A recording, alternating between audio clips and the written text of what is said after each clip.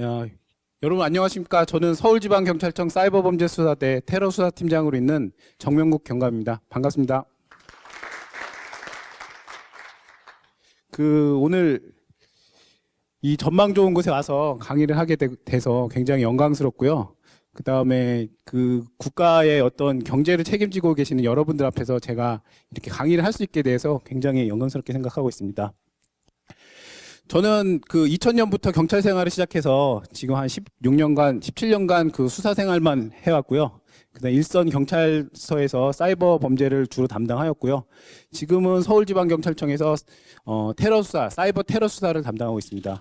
그래서 이제 이 건에 대해서는 이메일 해킹, 무역대금 사기에 대해서 여러분들께 몇 가지 제 짧은 소견이지만 말씀을 드림으로 해서 앞으로 발생할 일들이 없도록 그렇게 하는 과정으로 그렇게 알고 시작하도록 하겠습니다.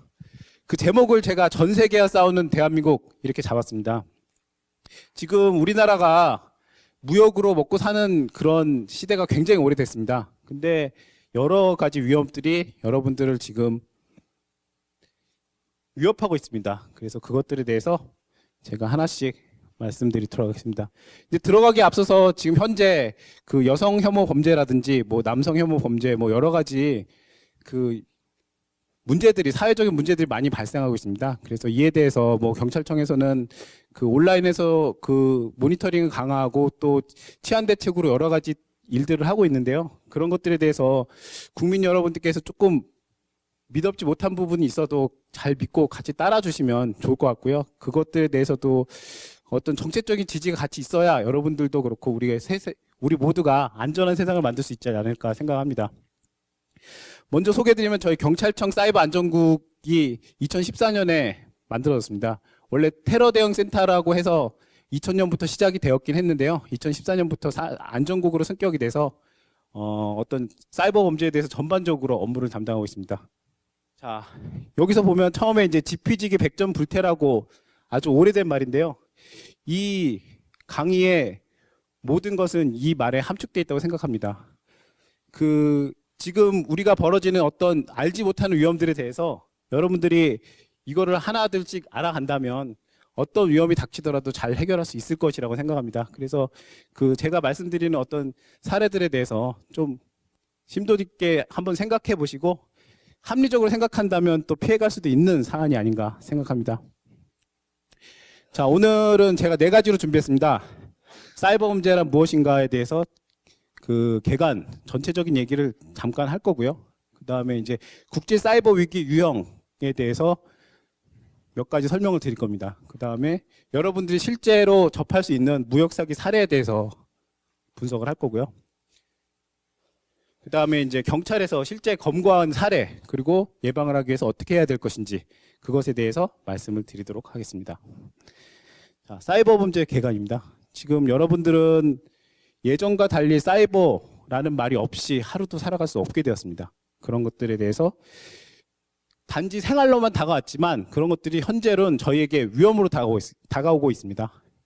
지금 아시다시피 보이스피싱은 이제 근원 목소리란 얘기로 모든 것이 통용이 되고요. 그 다음에 청첩자 문자로 있었던 스미싱, 그 다음에 몽캠피싱, 파밍, 피싱, 디도스, 그리고 북한의 사이버 공격, 랜섬웨어, 이메일 무역 사기 이런 것들이 다 여러분들에게 위협으로 다가오고 있습니다. 그렇지만 실제로 내가 겪지 않았을 때는 나에게 오지 않기 때문에 그냥 언론에서만 보는 얘기 이렇게 생각할 수가 있는데요. 그러나 하나하나 따져보면 여러분들에게 실제로 위협이 될 수도 있고 이것들은 어떤 그런 유형이나 이런 방법에 대해서 예방 방법에 좀 더 고민을 하고 조금만 더 알아간다면 충분히 피해갈 수 있다고 생각을 합니다. 자, 제가 간단한 동영상을 하나 틀어드리겠습니다. 한번 짧은 건데요. 잠깐 보시고요.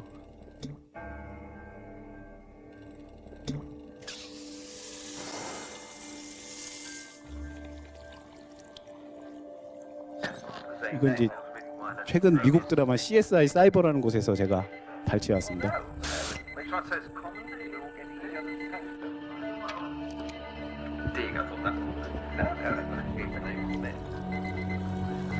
Well, I'm going to have to move on to stronger stuff. So that.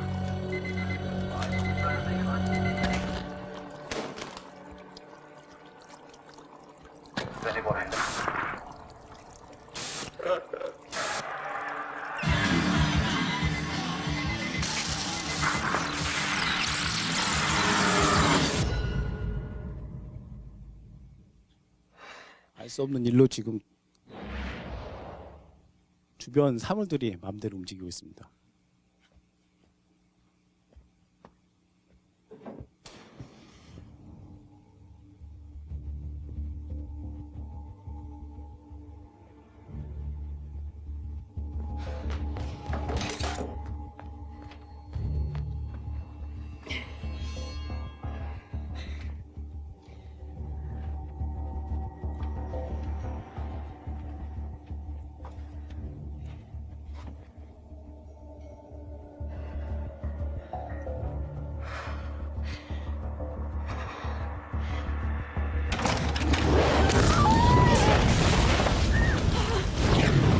이번 화재가 발생했습니다.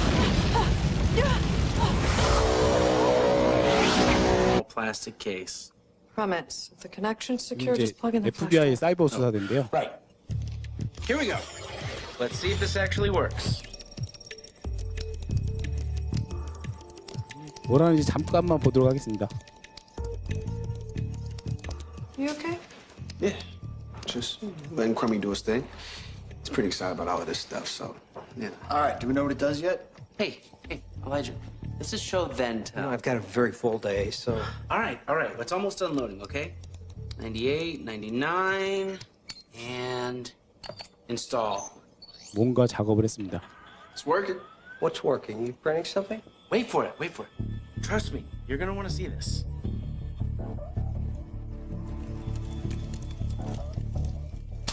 Whoop, there we go. Now it's working. Okay.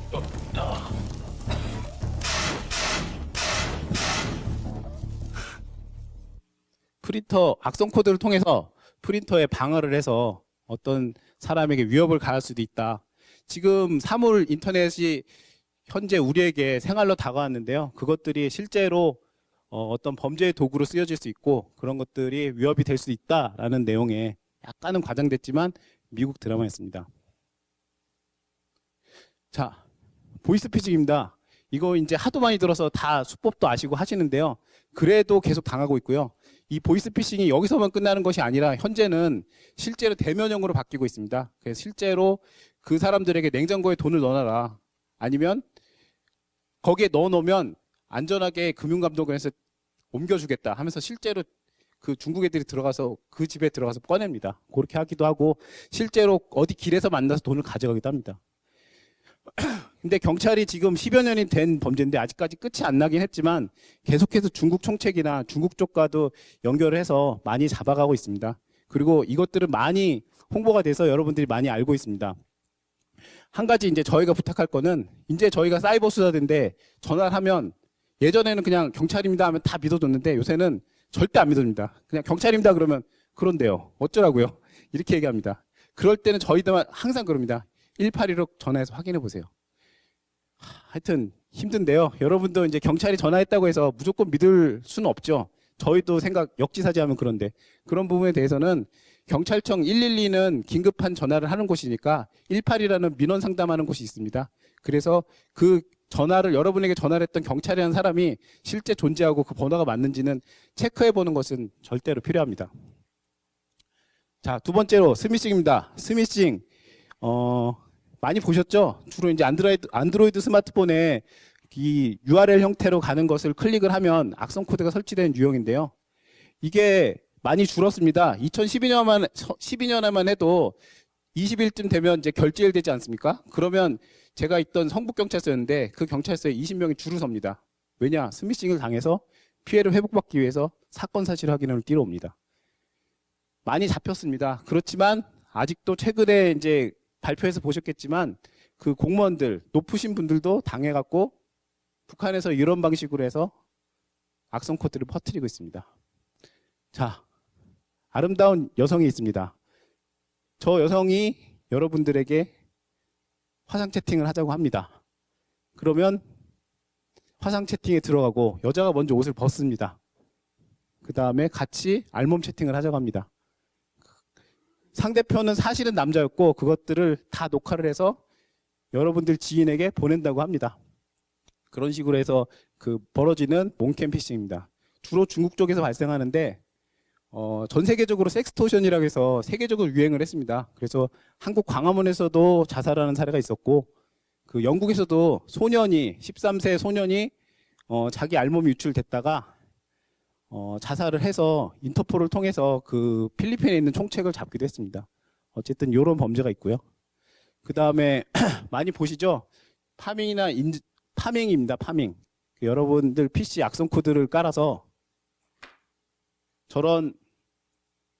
요런 금융감독원 팝업을 띄웁니다. 그래서 요 사이트로 가도록. 그럼 여러분들의 진짜 은행인 줄 알고 모든 것을 다 입력합니다. 전화번호나 보안카드 번호나 모든 것을 입력합니다. 이런 분들 경찰서에 있으면 하루에 10분씩 오십니다. 경찰서 수 200개 있습니다. 몇 분인지 모르겠습니다. 이거는 알린다고 하지만 이렇게 너무 정교하게 만들었기 때문에 굉장히 알아채기가 쉽지 않습니다. 이런 것들에 대해서도 관심을 가지셔야 합니다. 자, 디도스 공격 얘기를 많이 들었습니다. 2011년 자료를 제가 잠깐 했는데요. 이 뒤로도 끊임없이 벌어지고 있습니다. 그러나 디도스라는 거는 해외발이 많기 때문에 해외 사이트들을 경유한 사례가 굉장히 많기 때문에 사실 검거가 쉽지는 않습니다. 그래서 이런 위험도 여러분들께 다가오고 있습니다. 국방부 PC 뚫렸다는 얘기도 있었고요. 오늘자로 검찰에서 합수단에서 발표한 자료가 무슨 코드 서명 자료 위조했다는 내용이 있습니다. 그리고 뭐 사이버 테러 다 북한이다. 안 믿으시는 분들도 있는데 실제로 윗동네에서 온 거 맞습니다. 예.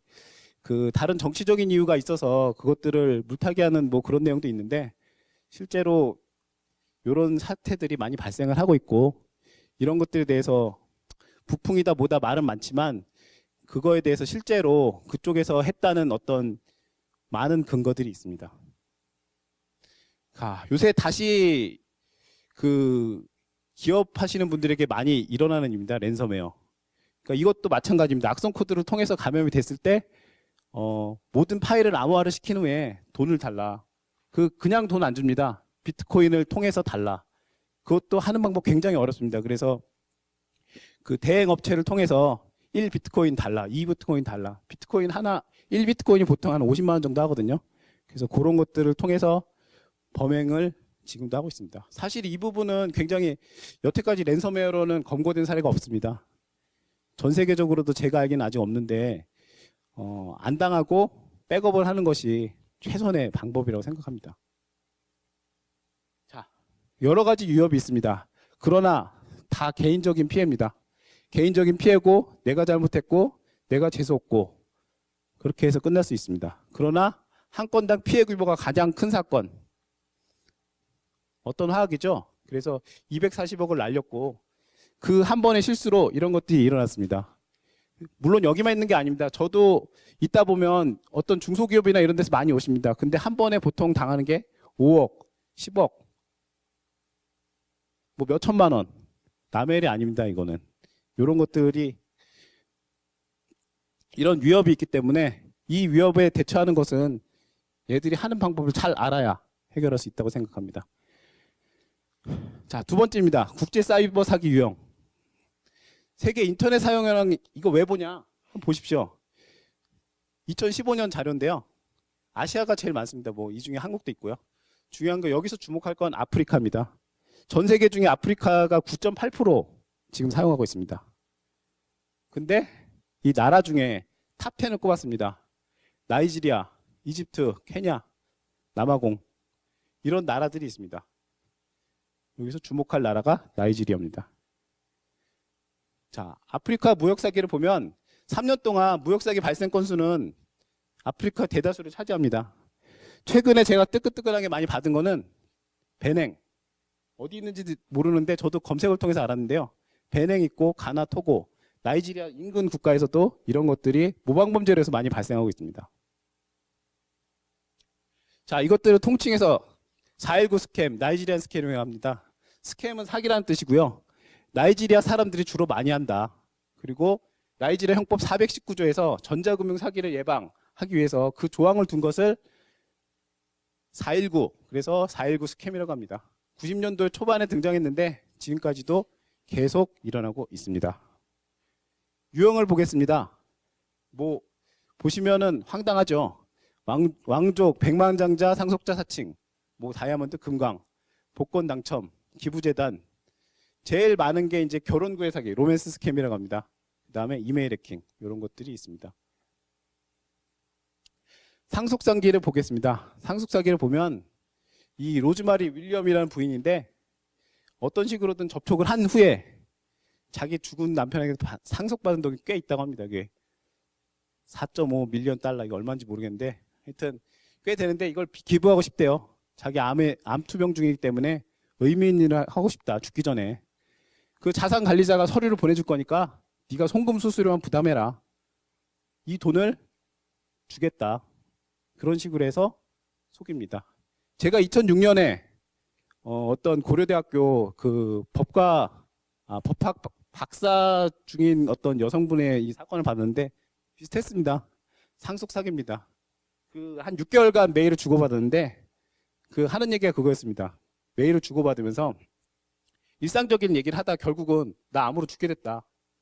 대신에 내가 죽기 전에 너한테 상속을 해주겠다. 내 아는 변호사 반데르발 파르크가 있습니다. 걔가 너한테 메일을 보낼 거다. 그럼 걔한테 수수료만 보내면 그 돈이 너한테 갈 것이다.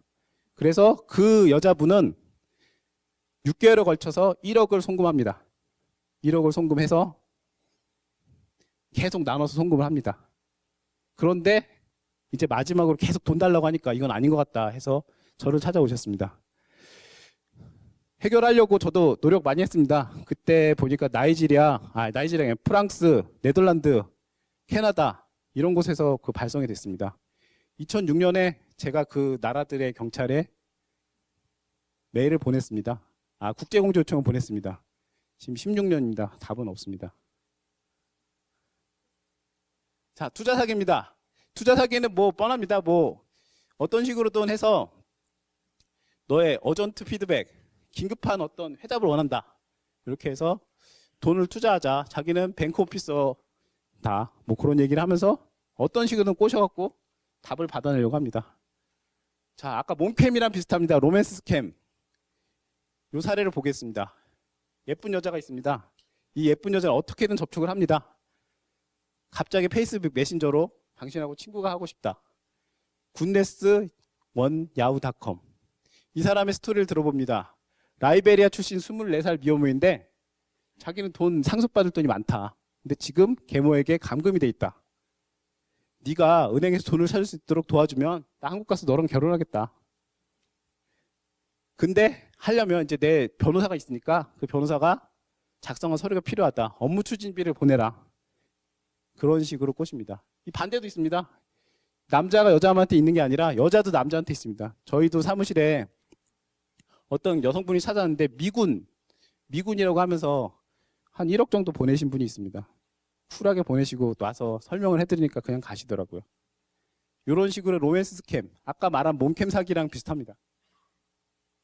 국제 카드 위조 범죄가 있습니다. 요거는 5월 15일 날 며칠 안 됐죠. 일본에서 17개 편의점에서 1,400대에서 위조 카드 1,600장으로 14억 4천엔 인출했습니다. 155억입니다. 몇 명이 했는지 모르겠는데 엄청나게 새벽에 다 뽑아갔습니다.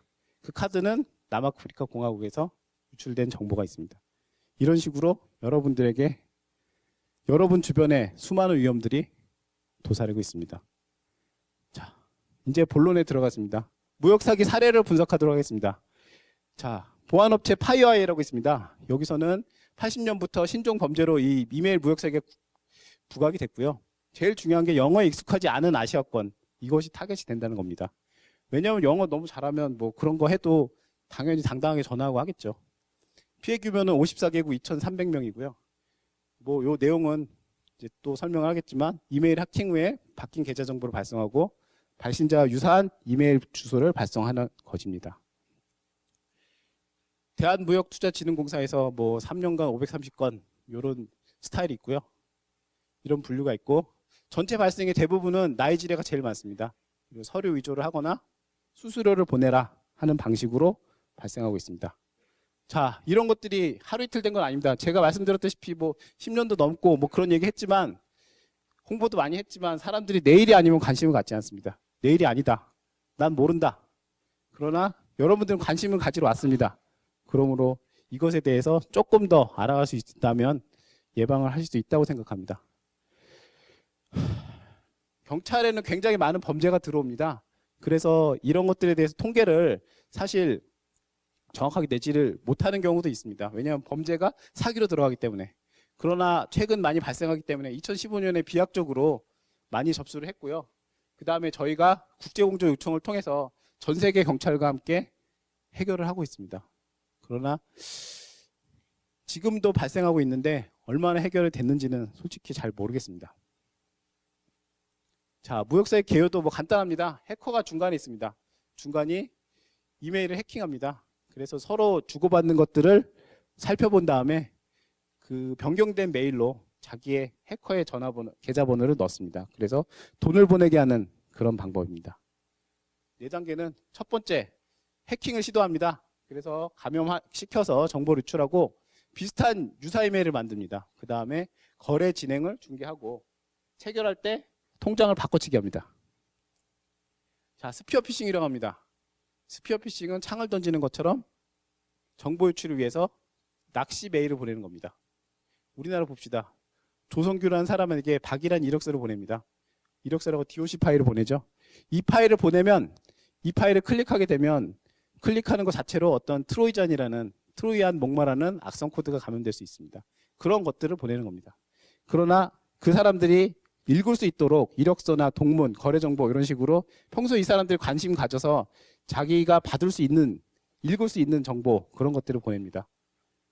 이런 악성 코드는 여러 가지 기능이 있는데 뭐 브라우저에서 아이디와 패스워드를 가져가거나 이메일 계정에서 아이디와 패스워드를 가져가고 뭐 게임 정보를 가져가거나 그러한 정보를 어떠한 이메일로 보내기도 합니다.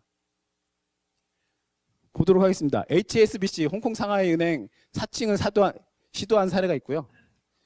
FBI도 사칭합니다. FBI 인터넷 프로드 워치라고 해서 사칭을 하기도 하고요.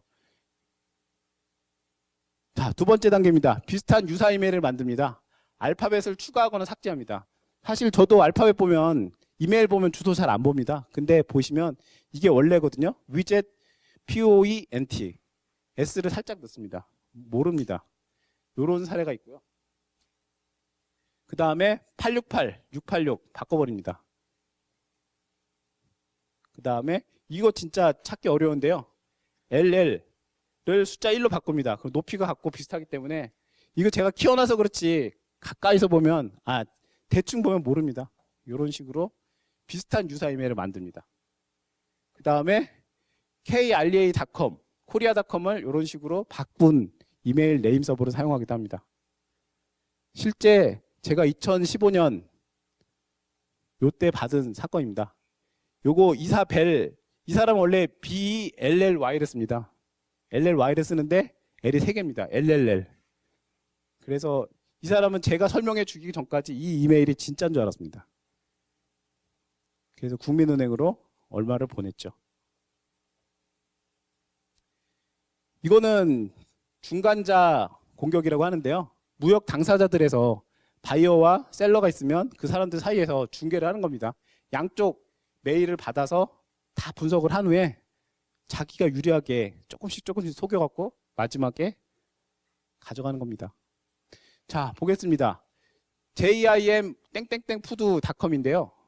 요걸 앞으로 땡겼습니다. 그래서 ymail.com이라고 다른 메일을 사용합니다. 그러나 이것들을 잘 인식을 못하는 경우가 있습니다. 자, 화물 운송 진행이 어떻게 됐다라는 내용을 봅니다. 선화증권 PDF를 보냅니다. 이 PDF가 정식으로 된 것인지 그것들을 보면 이 내용들이 푸드 뭐 어쩌고 돼 있는데 이것들을 그 해커가 위조를 한 상태에서 그 상태에서 보내는 겁니다. 인보이스도 보면 충분히 위조를 할 수가 있죠. 그렇게 위조된 내용을 통해서 벌어지게 됩니다. 자, 4번째 단계입니다. 마지막입니다. 제일 중요한 게 해커가 받을 돈을 어디로 받을 것이냐 이거죠.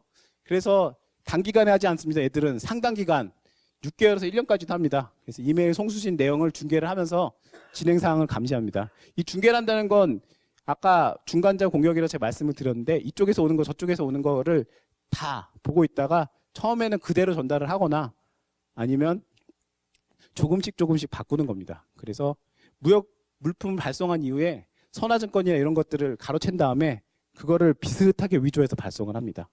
그리고 마지막으로 중요한 것은 송금 관련 정보를 위조를 합니다. 그래서 받을 수 있는 정보를 자기의 범행용 계좌로 만들도록 합니다. 근데 이 범행용 계좌는 통장 개설국이나 3국에서 인출을 하기 때문에 굉장히 어렵습니다. 왜냐하면 국내에서만 한다면 저희 국내가 부정 계좌 인출 시스템이 잘 돼 있습니다. 그래서 그 보이스피싱이나 인출책 이런 애들도 국내 걸로 할 때는 걸려 있으면 바로바로 잡을 수가 있습니다. 그런데 해외인 경우에는 우리나라에 사법권이 미치지 않기 때문에 협력으로 해결할 수밖에 없습니다. 자, 아까 얘기하는 땡땡땡 푸드가 아니고 갑자기 아쿠아 프로덕트의 어떤 주소하고 폰 넘버가 등장을 합니다. 그 다른 메일에 이 푸드와 다른 내용으로 아쿠아 프로덕트라는 내용이 나오죠. 그리고 근데 확인할 때 그것도 확인을 안 하고 그냥 보내요. 거기다 그 사람 지정하는 대로. 그렇게 함으로써 엄청난 손실이 올 수 있습니다. 자, 메일을 까보겠습니다. 이 메일을 보면 전체 보기를 하면 헤더를 볼 수가 있습니다. 그러나 헤더를 봤을 때 실제 IP가 나오는 경우도 있고 그렇지 않은 경우도 있습니다. 이것만 보면 여기에서는 어떤 헤더에서 IP 주소를 확인할 수가 있었는데 요게 41.138.171.1이라는 IP가 나왔습니다. 이 IP는 어디일까요? 나이지리아입니다. 이 IP 주소 확인하는 건 이제 whois.nic.or.kr이라고 거기서 확인하시면 되고요. 이 돈은 어떻게 됐을까 추적을 나중에 해봤습니다. 중국, 홍콩, 말레이시아에서 현금으로 전액 인출이 되었습니다. 이 국제 조직들은 한 나라에서만 하는 것이 아니라 여러 나라에 있는 사람들이 공모해서 점조직 형태로 가기 때문에 각각의 지역에서 또 인출을 하게 됩니다. 그렇지 않으면 다시 환칙이나 제3자에게 송금돼서 자동차를 사거나 어떤 물건을 사는 방식으로 해결이 됩니다. 검거 사례 및 예방법입니다. 잠시 동영상 하나 보겠습니다. 아무것도 남겨놔서는 안 됩니다. 명심하세요. 기록들 반드시 삭제시켜야 합니다. 이거는 사이버 수사대를 다뤘던 유령이라는 드라마인데요. 검거 과정이 이렇다라는 게 정확히 일치하진 않지만 어느 정도 이런 방식을 통해서 저희도 검거를 합니다. 사이버 수사대라고 해서 온라인에서만 하는 것이 아니라 온라인에서 증거를 채집하면 실제로 그 장소를 찾아가서 힘을 입어서 찾아가서 검거를 합니다. 범죄자들은 최근에 자기의 정보를 굉장히 다 지우려고 하고요. 그렇게 증거인멸을 실제로 하는 경우도 많습니다.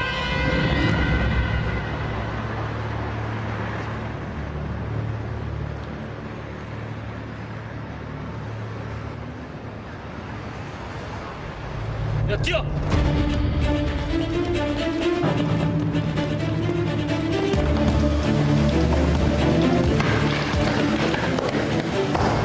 IP 주소는 건물 506호예요. 아, 그 유광명 둘이 엘리베이터 맞다. 이렇게 뛰어다니고 저희도 나름대로 열심히 하고 있습니다. 물론 드라마지만. 자, 해외 권고사로 보겠습니다. 제가 보내드린 자료에는 얼굴 지웠습니다. 근데 나이지리아니까. 이 사람은 해외에서 권고한 사람인데 20년 불 얼마인지 모르겠습니다. 하여튼 그런 맨션에서 거주하고요. 이메일 복구했는데 여러 사람들이 이집트에도 있고 해킹된 계정을 사서 했다고 합니다. 또 다른 사람은 4대 랩탑에서 3만 개의 계정이 발견되고 중국, 말레이시아, 인도, 이집트 막 대단합니다. 22만 불 벌었답니다. 이거는 이 남자가 57세 벤슨 로손이라고 합니다. 그렇게 해서 아까 로맨스 사기 말씀드렸는데요. 그렇게 데이트 사기를 해서 혼수 상태에 빠져있다 이렇게 거짓말 하니까 47,000달러를 송금했다. 그래서 실제로 잡았는데 29년 선고했다. 해외 검거 사례입니다. 국내 검거 사례는 없냐? 있습니다. 2016년 3월 3일 얼마 안 됐죠? 나이지리아인 3명 검거했고요. 그 다음에 15년에도 나이지리아 검거했습니다.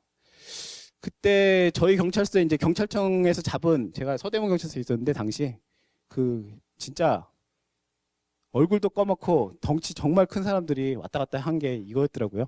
그래서 이렇게 나이지리아 계속 검거는 됩니다. 경기 모 경찰서에서 잡았던 사건입니다.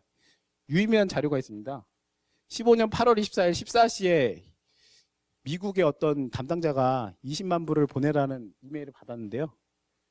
그래서 국민은행에 20만 불을 보냈습니다. 근데 저희 FBI 사이버 주재관을 통해서 이메일 연락이 왔고요. 그래서 다음 날 아침 08시에 이 이메일이 수신돼서 즉각적으로 동결 조치가 이루어졌습니다. 굉장히 잘 된 사례 중에 하나였죠. 그래서 15시경에 송금 인출을 시도한 나이지리아를 검거했고요. 이 다음에 이제 또 공범도 잡아서 2명 검거했고요.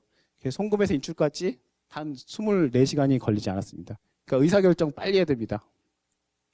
서울경찰서에서도 서울의 여러 경찰서에서도 송금받을 금액을 국내 다른 계좌로 송금하도록 하는 거 그런 사건이 있었고요. 경찰 신고했고 저희가 운이 좋게 바로 인적사항이 특정되고 그래서 수배를 했고 그상 입국과 동시에 검거하는 사례가 있었습니다. 이 얼굴 보시죠?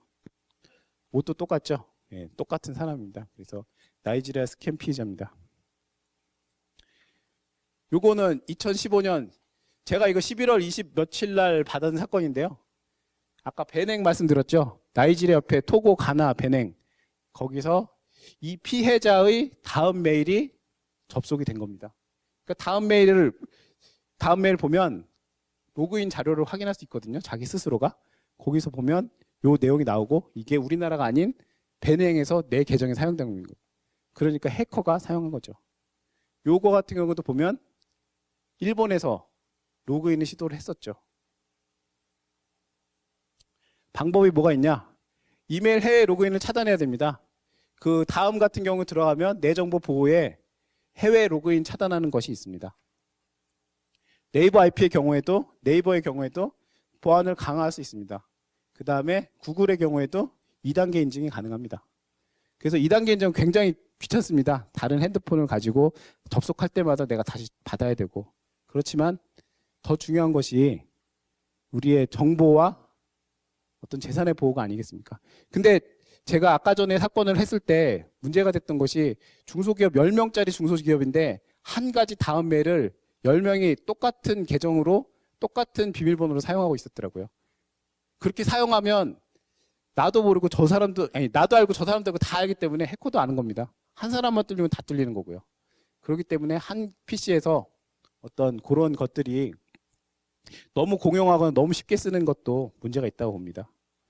자, 검거합니다. 무조건 다 아는 건 아닙니다. 제가 2006년 사건, 10년 전 사건도 말씀드렸는데 이렇게 검거를 하지만 이 사람들의 조직은 전 세계적으로 퍼져 있습니다. 그래서 검거를 한다고 해서 반드시 내가 피해 회복을 받을 수 있다. 그것은 아닙니다. 형사사법 공조를 합니다. 원래 원칙적으로 한 나라의 어떤 사법권은 그 나라에만 미칩니다. 그래서 한국에서 발생한 일은 한국에서만 해결할 수 있습니다. 근데 다른 나라는 공조밖에 가능하지 않습니다. 한번 보내면 1.5년이고요. 제가 보낸 건 10년이 지났는데 아직 답이 없습니다.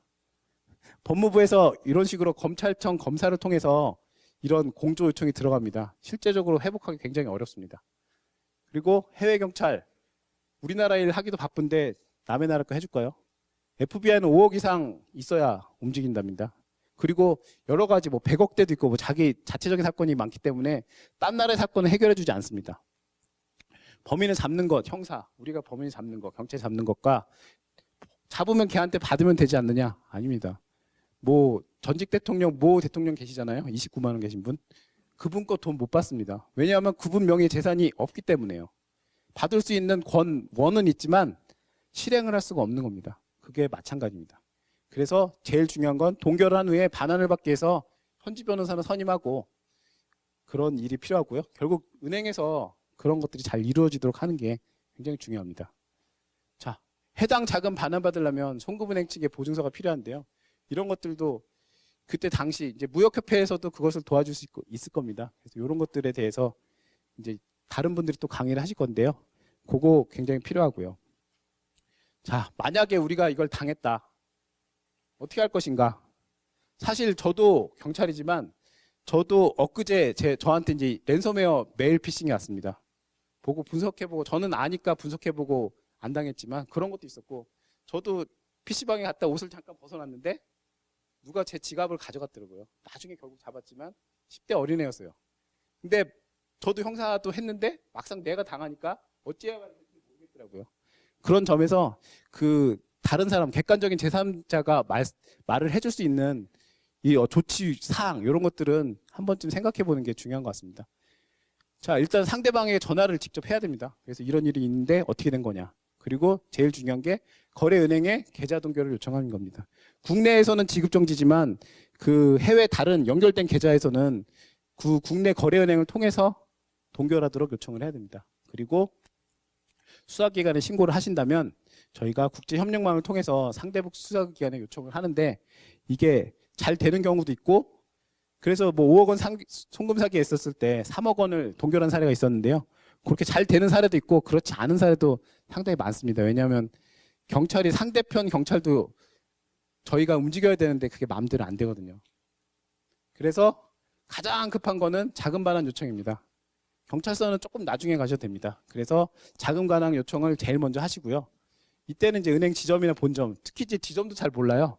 그래서 본점, 외환관리부 이런 데다가 지속적으로 요청을 하고 그 다음에 이제 그런 것들이 끝난 다음에는 경찰에 올 때는 이메일 로그인 기록을 확인합니다. 그거는 아까 제가 말씀드린 대로 내 정보 보기에 가면 갈 수 있습니다. 그리고 원 거래처와 피의자 유사 이메일을 비교하고 송수신 내역을 확인합니다. 그리고 위조한 인보이스나 선화증권 그런 것들이 있으면 찾아서 제출하셔야 됩니다. 중요한 거 이메일에 전적으로 의존하는 거래는 하시면 안 됩니다. 그러니까 전적으로 의존하지 말고 물론 그렇죠. 상대편이 시차가 다르기 때문에 연락이 안 된다. 그런 것도 있지만 그래도 연락이 안 되면 우리 쪽에서라도 그 시간에 맞춰서 해야죠. 그리고 이메일이 갑자기 바뀌었다. 그러면 실제로 확인이 필요합니다. 그래서 계좌 네가 바뀐 거 맞냐? 그럼 걔들은 이상한 핑계를 대요. 뭐 이번에 감사에 걸렸고 우리가 이번에 감사에 걸렸기 때문에 이 이메일을 쓰면 안 된다라는 얘기를 하면서 다른 이메일을 쓰거나 아니면 유사 이메일을 써서 속입니다. 그리고 계좌를 갑자기 변경을 할 때는 네가 보낸 것이 맞느냐라고 전화로 꼭 확인을 해야 됩니다. 이게 제일 포인트입니다. 이 확인 안 했을 때 벌어지는 일들은 진짜 그 담당자 책임이 될 수 있습니다. 이메일 보안 조치, 투팩트 인정이라고 했는데요. 아까 구글이나 지메일, 구글이나 네이버 메일에서 그런 것들이 있으니까 그거 하시는 게 좋고요. 그 다음에 해외 로그인, 해외에서 내 메일에서 들어오는 거 차단해 두시는 게 좋습니다. 왜냐하면 내가 해외 갈 때는 그거 풀어서 쓰면 되잖아요. 그리고 컴퓨터 보안은 여러 가지 문제가 있지만 백신 설치하고 업데이트하는 거 가장 기본이거든요. 이거는 근데 굉장히 많이 안 하십니다. 요것들을 하셔야 되고요. 자, 많은 질문들이 있었습니다. 그래서 이런 것들 FAQ 준비해 봤습니다. 해외 바이어가 다른 계좌로 송금을 했다고 합니다. 사건 접수가 가능한가요? 바이어가 있잖아요. 그래서 이제 계좌를 우리가 원하는 계좌가 아니고 우리가 거래하던 계좌가 다른 계좌를 송금을 했다고 했을 때 두 가지로 가능합니다. 정보통신망법을 위반을 검토를 해보면 어떤 우리 여기 계신 분들의 이메일 해킹 여부가 문제가 될 수 있지 않습니까? 그 문제 때문에 검토가 가능하고 접수도 가능합니다. 또 이제 사문서 위조는 그 상대편이 어떤 계좌번호를 바꿔치기 해서 국내 업체 명의로 견적서 같은 거를 위조해서 보냈을 수 있습니다. 그래서 그거를 조사해서 사건 개시가 가능합니다. 이메일 무역 사기에 대해서 수사 실익이 있는지 많이들 물어보십니다. 있을까요? 일단 제가 여러 가지 말씀드렸죠. 해외 공조 어렵습니다. 우리나라가 아닙니다. 그리고 거기서 주는 정보가 꼭 도움이 된다고 볼 수도 없습니다. 그리고 피의자를 검거했을 때 반드시 피해 회복을 받을 수 있다는 그런 보장은 없습니다. 따라서 범죄 인지, 얘들이 어떤 방식으로 범행을 하고 그런 것들을 어떻게 막을 수 있는지 그런 것들을 먼저 인지를 하시고 그 다음에 제가 말씀드린 최소한의 예방책을 하시는 것, 그것이 최고의 대책입니다. 자, 스피어 피싱 메일 보냅니다. 이 메일 한 방이 여러분의 회사의 운명을 좌지할 수 있습니다. 그렇기 때문에 그 거래를 할 때 반드시 상대편과 계좌번호가 바뀌었거나 어떤 다른 사정이 생겼을 때는 전화를 통해서 아니면 다른 방법을 통해서 실제로 확인하는 것이 중요하지 이메일에 의존해서만 하는 그런 거래는 좋지 않습니다. 자, 뭐 이상으로 제 짧은 강의 마치겠습니다.